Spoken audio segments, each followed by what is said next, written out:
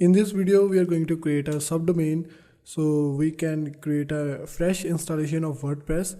So we can create this website from scratch in our new subdomain. So first of all, log in into your hosting account and search for subdomain. And now simply click on subdomain. Now here enter your subdomain name. I'm going to name it as new site.pagegraphics.co.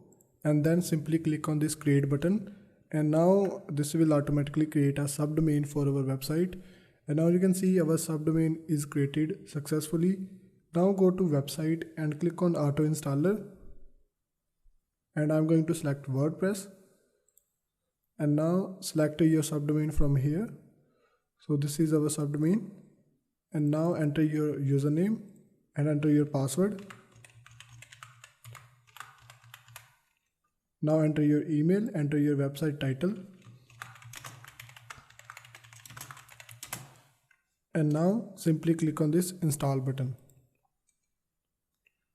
Okay, now you can see our WordPress is now installed, and now let's go to your website, new site.pagegraphics.co, and now you can see we have our fresh installation of WordPress.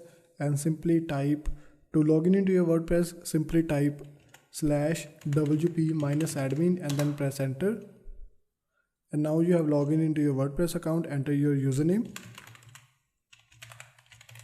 and enter your password,